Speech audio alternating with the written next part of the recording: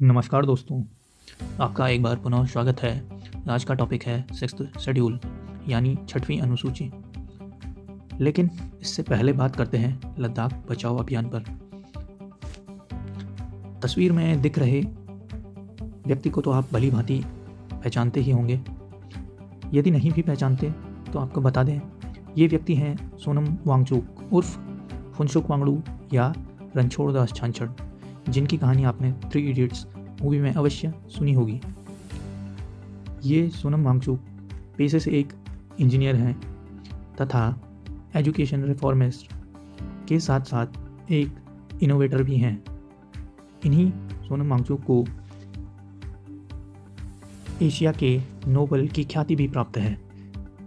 इन्हें Ramon Magsaysay award के साथ साथ कई राष्ट्रीय सम्मानों से भी सम्मानित किया गया है।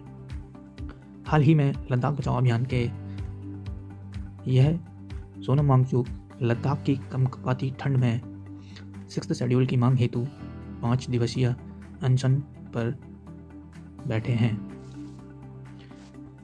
तो आखिर यह चर्चा में क्यों?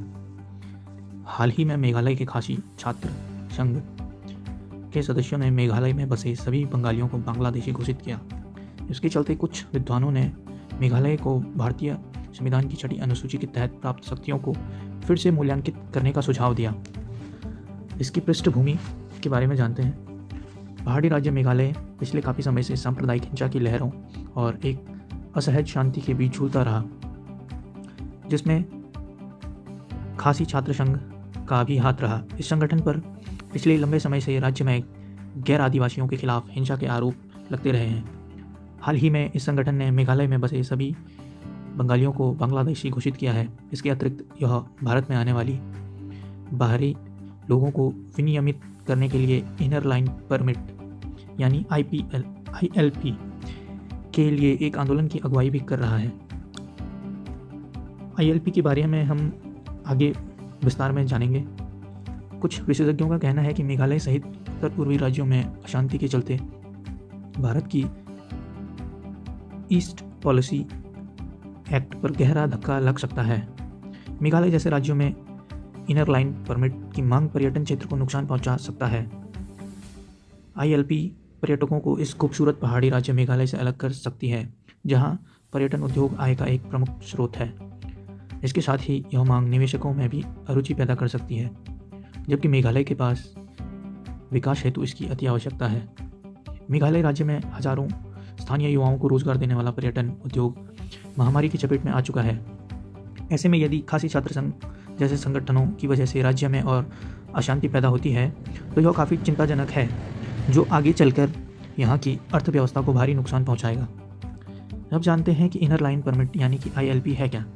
इनर लाइन परमिट प्रणाली की अवधारणा ब्रिटिश औपनिवेशिक काल के दौरान प्रस्तुत की गई थी। इनर लाइन परमिट एक दस्तावेज है। ILP प्रणाली के तहत संरक्षित क्षेत्र में जाने या रहने के लिए किसी भी भारतीय नागरिक इस क्षेत्र से बाहर शेष भारत से संबंधित को इसे प्राप्त करना अनिवार्य है। इनर लाइन परमिट की शुरुआत ब्रिटिश सरकार ने Bengal Eastern Frontier Regulation Act 1873 BEFR के तहत बंगाल के पूर्वी हिस्से की जनजातियों को सुरक्षा देने के लिए किया था। वर्ष 1873 के कानून के तहत ILP पूर्वोत्तर के केवल 3 राज्यों मिजोरम, अरुणाचल प्रदेश और नागालैंड पर लागू था, परंतु वर्ष 2019 में मणिपुर चौथा राज्य बना जहां ILP प्रणाली लागू हुई। विदेशी पर्यटकों को उन पर्यटन स्थलों की यात्रा करने के लिए एक संरक्षित क्षेत्र परमिट की आवश्यकता होती है, जो घरेलू पर्यटकों के लिए आवश्यक इनर लाइन परमिट से भिन्न होता है। विदेशी संरक्षित क्षेत्रों आदेश 1958 के तहत इनर लाइन में पड़ने वाले सभी क्षेत्रों को राज्य की अंतर्राष्ट्रीय सीमा के तहत संरक्षित क्षेत्र घोषित किया गया है। अब बात करते हैं क्या है 6ठी अनुसूची। भारतीय संविधान की 6ठी अनुसूची के तहत मेघालय सहित असम, मिजोरम और त्रिपुरा में एक अनूठी प्रशासनिक रचना है। ये राज्य संविधान के अनुच्छेद 244, अनुच्छेद 275 और 6ठी अनुसूची के तहत कवर किए गए हैं।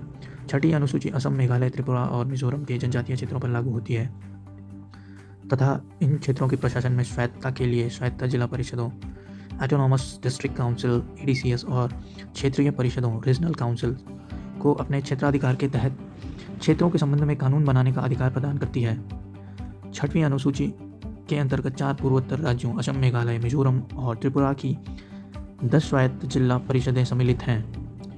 1949 में संविधान सभा द्वारा पारित 6ठी अनुसूची स्वायत्त क्षेत्र परिषद और स्वायत्त जिला परिषद के माध्यम से आदिवासियों के अधिकारों की रक्षा का प्रावधान करती है। यह विशेष प्रावधान संविधान के अनुच्छेद 244 के खंड 2 और अनुच्छेद 275 के खंड 1 के तहत किया गया है। राज्यपाल को स्वायत्त जिलों को गठित करने और पुनर्गठित करने का अधिकार है। यदि एक स्वायत्त जिले में अलग अलग जनजातियां हैं तो राज्यपाल जिले को कई स्वायत्त क्षेत्रों में विभाजित कर सकता है।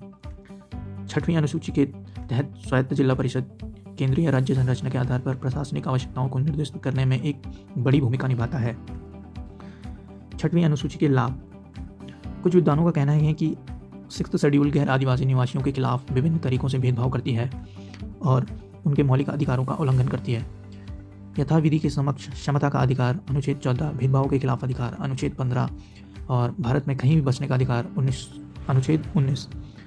सीमांत वर्गों के लिए वास्तव में विशेष संवैधानिक सुरक्षा की आवश्यकता होती है ताकि वह सुनिश्चित किया जा सके कि उसके साथ की गई ऐतिहासिक गलतियां दोबारा न दोहराई जाएं, लेकिन इसके गैर आदिवासियों को न्याय से वंचित कर दिया है, जो पीढ़ियों से मेघालय में रहते आए हैं और अब हाशिए पर चले गए हैं। मेघालय के KSU जैसे संगठनों द्वारा की गई हिंसा से राज्य के कई गैर आदिवासियों को बाहर कर दिया गया है। विद्वानों का कहना है कि 6ठी अनुसूची के अल्पसंख्यक आदिवासियों के अधिकारों की रक्षा के लिए शामिल किया गया था, लेकिन मेघालय जैसे राज्यों में आदिवासी बहुल रूप में है। यहाँ 90% विधानसभा सीटें मेघालय में 60 में से 55% आदिवासियों के लिए आरक्षित हैं। इसलिए वास्तव में अब अल्पसंख्यक गैर आदिवासियों के अधिकार को सुरक्षा की आवश्यकता है। अतः नीति निर्माताओं को भारतीय संविधान की 6ठी अनुसूची के तहत प्राप्त शक्तियों को फिर से मूल्यांकित करने पर विचार करना चाहिए। 6ठी अनुसूची की कुछ अपनी समस्याएं भी हैं, जैसे संवैधानिक सिद्धांतों का अवमूल्यन। 6ठी अनुसूची गैर आदिवासी निवासियों के खिलाफ विभिन्न तरीकों से भेदभाव करती है और उनके मौलिक अधिकारों का उल्लंघन भी करती है, जैसे कानून के समक्ष समानता का अधिकार अनुच्छेद 14, भेदभाव के खिलाफ अधिकार अनुच्छेद 15 तथा भारत में कहीं बसने का अधिकार अनुच्छेद 19। यह भेदभाव आदिवासियों और गैर आदिवासियों के बीच लंबे समय से संघर्ष तथा दंगों की पुनरावृत्ति का कारण रहा है। इसके कारण कई गैर आदिवासियों को पूर्वोत्तर राज्यों से बाहर निकालना पड़ा है। गौरतलब है कि वर्ष 1972 में 20% के बाद से मेघालय में गैर आदिवासी आबादी में तीव्र गिरावट वर्ष 2011 की जनगणना में मात्र 14% देखने को मिली है। अभी भी इन क्षेत्रों में कई गैर आदिवासी परिवार हिंसा के भय के वातावरण में जी रहे हैं। इन परिवारों की यह स्थिति संविधान के अनुच्छेद 21 के तहत प्राप्त जीवन और व्यक्तिगत स्वतंत्रता की गारंटी के अधिकार का उपहास है। शक्ति के कई केंद्र। संविधान के इस प्रावधान से इन क्षेत्रों में स्वायत्तता की वास्तविक शुरुआत के बजाय शक्ति के कई केंद्रों की स्थापना को बढ़ावा दिया गया है। शासन में समन्वय की कमी के कारण जिला परिषदों और राज्य विधानसभाओं के बीच लगातार हितों के टकराव की स्थिति बनी रहती है। उदाहरण के लिए मेघालय में एक राज्य के रूप में गठन के बावजूद अभी भी पूरा राज्य राजधानी शिलोंग में कुछ हिस्से को छोड़कर 6ठी अनुसूची के तहत आता है, जो राज्य सरकार के साथ लगातार संघर्ष का एक प्रमुख कारण है। एक्ट ईस्ट नीति से टकराव। 6ठी अनुसूची के तहत इस क्षेत्र में लागू प्रतिबंध एक्ट ईस्ट नीति की सफलता के मार्ग में एक अवरोधक के रूप में कार्य करते हैं, जिसके लिए पूर्वोत्तर राज्यों के भीतर निर्बाध कनेक्टिविटी और विनिमय आवश्यक है। इसी प्रकार इनर लाइन परमिट प्रणाली निवेशकों और पर्यटकों को रोकते हुए इस क्षेत्र के आर्थिक विकास को बाधित करती है। अंततः इसके निष्कर्ष के बारे में बात करते हैं। जनजातीय समूह जैसे समाज के सीमांत वर्गों के लिए विशेष संवैधानिक सुरक्षा बहुत ही आवश्यक है, ताकि उनके साथ हुए ऐतिहासिक अन्याय की भरपाई सुनिश्चित की जा सके और उनके साथ इस प्रकार के अन्याय के दोहराव को रोका जा सके।